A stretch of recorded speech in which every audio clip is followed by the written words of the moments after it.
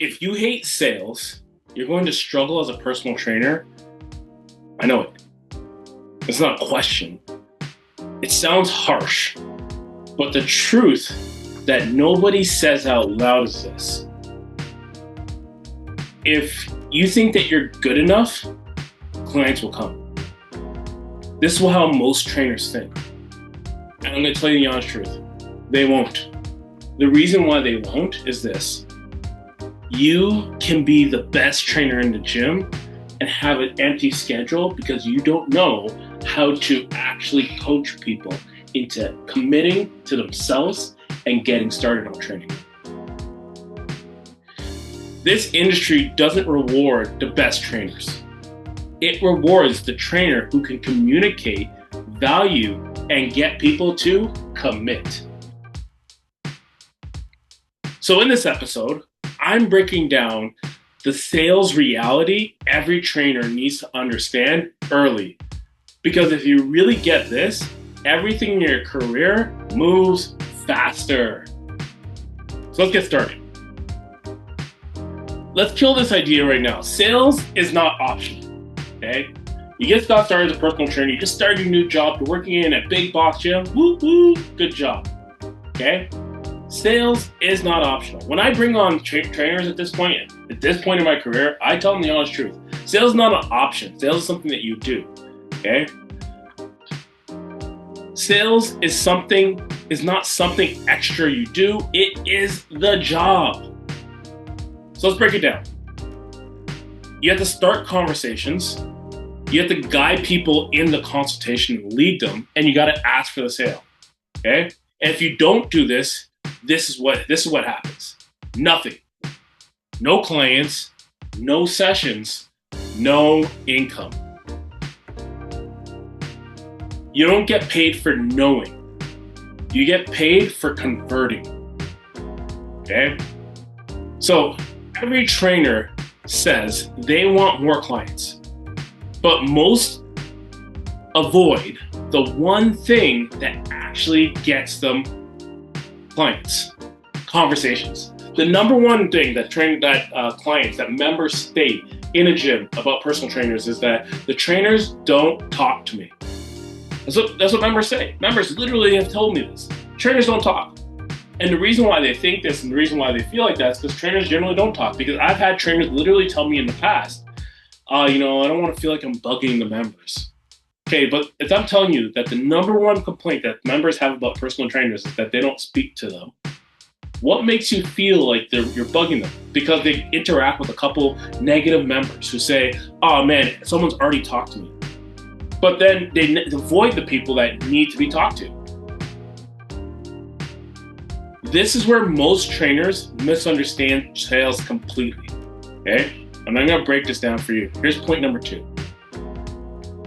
Sales is not talking, it's listening. So when I say that most members say that trainers don't talk to them, what it is, the reality is most members feel that trainers don't listen to them. Most trainers think that sales is talking more. So I'm gonna give you a bunch of information. Explaining more. Here's how you get the biggest muscles in the gym. Showing how smart you are. That's not sales. That's overwhelming the client. I just had a conversation with a client. I just did a consult. And I was sitting down with the consult with the guy and I was like, what do I owe the pleasure of meeting with you today for? He said, I don't know. So already, that's step 1. He does not know why we're sitting down together. So I gotta create clarity. Why are we sitting down together? Like, what brings you here? I didn't call you, you came in. So we established why he was here, we ended up talking, and I ended up asking a lot of questions. He said he got a lot of value at the time. He didn't continue the training. He said to follow up with him in a month, so I said, okay, cool. But what sales is this, and I'll show you what I did in this consultation, or how I flipped it. Sales is understanding the problem better than they do. And so that's what I explained to him. A lot of the conversation that I had with him was helping him understand the problem. He told me that his problem was that he just needed to be consistent in the gym. And I said, okay, so what does that look like? He said, I don't know. I'm like, well, you can't create consistency and not know how that works. You gotta understand. So I have to explain what it looks like. So here's what this looks like to be able to show the problem. Instead of saying, I can help you lose weight, here's the questions you'll ask. What's been the hardest part for you sticking to a routine? Now they talk. Now you learn. Now you actually help. I was sitting with a trainer doing a one-on-one, and I was explaining this to him because he went into it talking about nutrition with one of his clients or one of these members. And the member asked him, the member came in, he didn't understand, the member didn't even know why he was there. And the trainer started talking to him about nutrition and being like, okay, so like, you want to learn about nutrition? Yeah, I want to learn about nutrition. And that's how they started talking, and they kept on going and going at it. And so the trainer gave him this whole big spiel about nutrition and how it can help him. And I was like, I love what you're doing, but here's the thing, you're going to burn yourself out by having a lot of conversations like this. He's like, what do you mean? And I explained to him, I'm like, listen, okay, the member said that he wasn't interested in training, so he already gave you an objection. And that's not a bad thing to have that objection, just not. Like, I got that objection today too, but I still presented and I still did everything. The bad thing is that you start over-explaining what it is that you do, and realistically, you just need to focus on this one thing. What's the one thing? And I said, how does someone build muscle? So there's 3 components of hypertrophy. Okay, 3 components of hypertrophy are metabolic stress, mechanical tension, muscle damage. You do those 3 things, hypertrophy happens. Okay, number 2. You need to get him to do zone 2 cardio 2 times a week, 45 minutes. And the last thing is this, zone 3 or 4 work, post-workout for capacity. So for HRV, heart rate recovery, and getting into the boost, drop some fat. And then the last thing, which is nutrition, I want you to focus on the prescribed grams of protein that your suggested body weight or body weight you want to be. You want to be 200 pounds, 200 grams of protein. That's it. I wouldn't do anything else. At that point, the expectation is that you should be able to gain the weight that you want and get to the weight that you want to be able to get. So, and I said, look how much detail I gave. And then I could have spent more time asking more questions. And he's like, I didn't realize that. The best trainers don't talk more. They ask better questions. And once you ask better questions, now you can have more conversation with that member. So if you talk your way through consults, you talk your way out of a sale. So now here's the part most trainers avoid. You have to ask for the sale. This is point number 3. You have to ask for the sale. This is where most trainers lose. They have great conversations, they build rapport, they give value, and then they don't ask. They say something like, and then the member says something like this. Think about it. Or the trainer says something like this. Think about it. No pressure. They start shooting themselves in the foot and creating their own objection. Hey, you don't need to, I know this is expensive, but you don't need to do this right now. Let me know what you think, what you want to do. And then they walk away. Think about it. What's there to think about? So I'll give you another example. I had a lady that came in today, and she came in with her dad, and she said she wants to come in on Monday, came in, talked to her about training. And she told me, she's like, I need to think about it. I'm like, okay, you know what? I totally understand. I get it. I get you need to really think about it. So what do you really need to think about right now? And you might be thinking, oh, that's really pushy. They just said I need to think about it. I started off my conversation from the beginning with, we're going to figure out a solution today. What part of we're going to figure out a solution does I need to think about it really mean? So now I asked them that, and here's what really came out. First thing, they're like, oh, we'll get back to you tomorrow. I'm like, cool, totally understand. So like, that means you need to think about it. Yeah, we need to think about it. Okay, so like, what do you need? So like, what questions do you have right now? And by asking that question, I'm opening up dialogue. And what they said was like, what she actually came to me and said, like right now, I'm getting my wisdom teeth taken out and I need to take time off work. The thing I'm scared about is that they said that my job is not secure. So now I'm getting into the root of what's actually hesitating her. This is not a problem I can actually solve for her. This is a financial issue that she needs to take up with her work first to be able to make a financial decision. So then I realized, I'm like, you can't make a financial decision right now because right now you have this thing lording over you. And until you know the solution towards it, what I don't want to do is start taking your money and then you start getting stressed. So I was like, okay, so when are you going to figure that out? Well, I asked them for a time off today because I'm getting my wisdom teeth taken out and I won't be able to show up to work, and I want to be able to take that time off to heal. Totally understand. So here's what we'll do. I'm in control. Let's follow up in the next 2 weeks and see where you're at and see what's happening. Okay, she's in my calendar. There's already an email ready to get sent out to her in 2 weeks to say, hey, how's it going? How was the wisdom teeth removal? What did your work say? Are you ready to get started with your programming?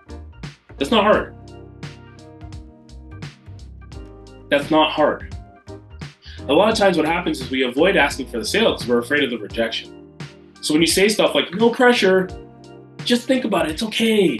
It's okay, you know, like I know it's expensive, but you don't need to do it. Like you're telling people, you're asking for the sale, but then you're saying, but. That doesn't make sense. You're giving them multiple choices. Clarity is everything. Clarity creates conversations, and conversations create clients and conversions. Converts. People convert when there's clarity. So if you believe in what you do, you should be confident in guiding someone to a decision. Based on what you told me, this is what I recommend. Let's get you started on that. Shut up. Pause.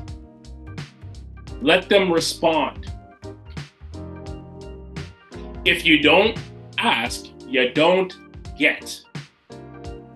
And even if they don't say yes right away, the next part is where most of the money is made. And this is where I gave you 2 examples of it just now. The follow-up is where you win. Most trainers think, this is point number 4, follow-up is where you win.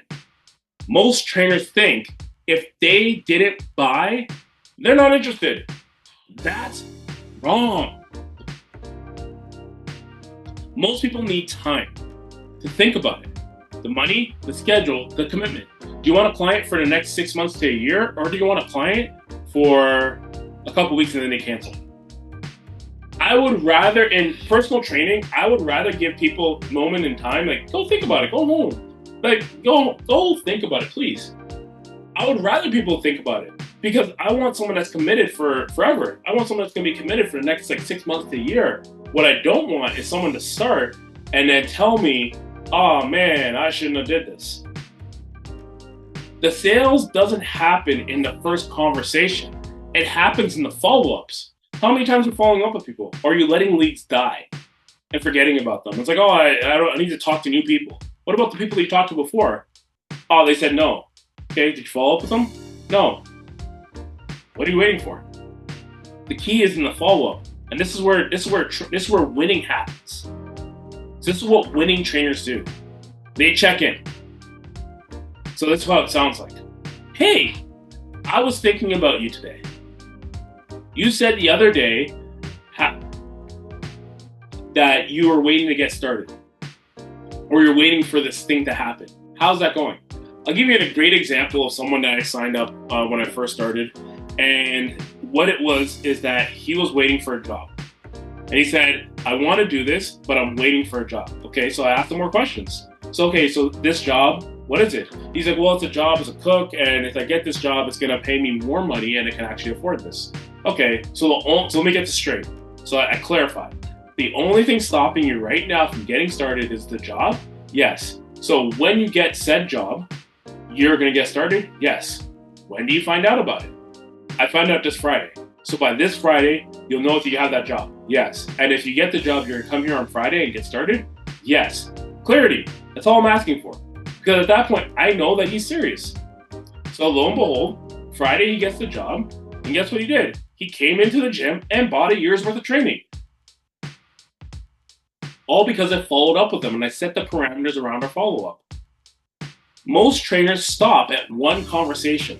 Top trainers stay in the conversation forever. You want to keep that conversation going for as long as you can. The client hasn't said no. Even if they say no, it just means not yet. So how many times are you willing to follow up in order to get that client? You say you want clients, you say you want to be a personal trainer, you say you want to run your own business, but you're not running it. And that's where a lot of trainers are losing. They're losing in the fact that they're not running their personal training business like personal trainers. What they're doing is they're just working a job. And I live in Canada, so you might as well work at Tim Hortons. You make more money there. You might as well work at McDonald's. You make more money there. You might as well work anywhere else being a personal trainer if you're not willing to actually do the business side and do the sales side. I'm telling you right now, right? And maybe there's someone out there who would tell you like, oh, you don't need to sell to be a personal trainer. And I'm going to be completely honest with you. They're lying. Or they work in those gyms that they don't need to sell. And there are gyms like that you don't need to sell. Like mind you, there are gyms like that who you don't need to sell, you just need to show up. But I'll argue this. I would say the sales is different. And the reason why the sales is different is because the sales is on the renewal. It's what's known as client retention. So it's client acquisition and client retention. Client acquisition is the gaining of a client and a lead. You're turning a lead to a client. Okay, client retention is keeping the client for as long as possible. So the shelf life of a client, like the normal typical client, could be anything from 6 months to as high as years. Like some of the best personal trainers have had clients for years. Here's an example. Michael Jordan was training with Tim Grover from 1988 to 1998. That's 10 years. LeBron's been training with Michael Mancias since his Miami days. So that was in 2012. Sorry. Yeah, 2012. 2012, wow. Sorry, no, he went to Miami in 2010. So since 2010, he's been training, that's almost 16 years he's been training with Michael Mancias. And that guy's followed him from Miami to Cleveland to LA. And has made millions off of one client and referrals. Like personal training is a business. You got to run it as such. But the number one thing is that can't be afraid to ask for the sale. Imagine if Tim Grover, and this is probably the best story, Tim Grover's story. You guys don't know him. Tim Grover is an amazing health coach. He's an amazing, I'm looking for his book. That's what I'm looking for. Winning by Tim Grover and Relentless. Those are two books you should get. Good. Right. So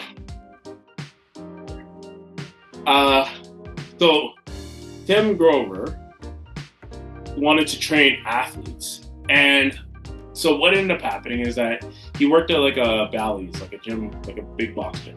And he worked there for a lot of years. And what ended up happening is that he was training there for a while. And then he's a kinesiologist. He learned how to do it. Oh, there's things right behind this camera. So he's training for a while, and then he's like, I want to train athletes. So then there was an open call for trainers, and it was with the Chicago Bulls. So he's like, okay, cool. I'm going to go apply for it. So he applied for it. And when he applied for it, he applied for it, and he actually went through the first interview. They interviewed him just based off his basic knowledge stuff. And they're like, okay, you're in the second interview.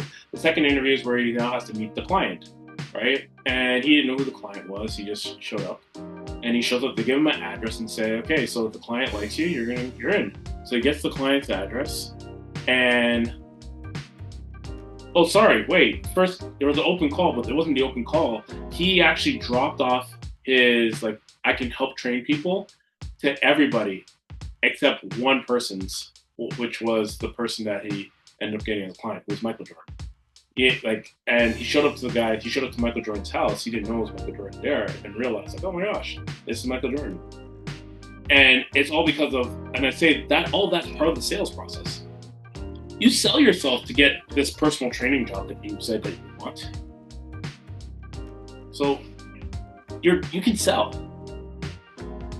But the thing is that when pressure's on the line, that's where you all of a sudden can't. Okay, let's close this off. If you're struggling to get clients right now, it's probably not your training.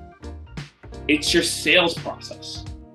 And the good news is this: sales is a skill, which means you can get better at it. You just have to want to get better at it, period. If you get better at sales, you'll get better at sales. If you want to get better at sales, you can get better at sales. But you have to want to get better at sales. There's tons and tons and tons of books that you can read. There's tons of podcasts you can listen to. There's tons. And the thing is that why are you hesitant on learning how to do something that's going to help you? Fundamentally, it will help you get better at your job and be able to keep this business and be that you're so passionate about. I worked so hard, and here's the reason why. Here's one reason. I worked so hard at my job for, there's a couple of reasons, but here's a big reason that I always say. I don't want to do manual labor. Period. I like exercise. I don't want to be a welder. I don't want to be a construction worker. I don't want to be anything. I don't want to do anything that involves me working with my hands. And it's not because of the fact that it's not manual. It's because I looked at it from a point of view of that. So, in case I started off, I won't say later in life, but like I went to prison when I was 24. I came out when I was 28. So by the time I came out, it's 4 years of my life gone. So at that point, I needed to think about, all right, how do I make money with this? So the first things first, what skills do I have? Well, I'm jacked. I've been working out for the last 4 years. Well, how do I become a personal trainer? I became a personal trainer. I had some sales experience, but I had to grow, right? I did 40 consults in my first month. How many of them did I get as clients? 0. How many did I present to? 0. So when I'm talking about all these things, I'm talking about it from a point of view of a guy who really didn't succeed in his first month. I didn't succeed in my second month. I didn't really succeed in my third month. Actually, no, my third month I started getting better. But then from there, I started crushing it because I figured it out. But what I was doing is I was getting feedback. I was doing a consult, get feedback. Doing a consult, get feedback. By month 2, I was about to quit. I would have been a welder. I was thinking about moving out west and going to the oil rigs. If it's about money, I could have did that. And like, what was stopping me? But this was my passion. This is my dream. This is what I want to do. Okay? So if you're struggling to get clients right now, it's probably not your training. It's your sales process. The good news is, it's skill. You can learn it. The more you talk to people, ask better questions, and confidently guide decisions, is the more this starts to click. You don't need to become a different person. You just need to become better at communicating value. Say that again. You don't need to become a different person in order to be successful at this. You just need to get better at communicating value. If you're a personal trainer and you want to get better at sales, consults, actually signing clients, follow Jim Sales Coach. The next episode, I'm breaking down how to actually get clients every single day inside your gym. Stay tuned.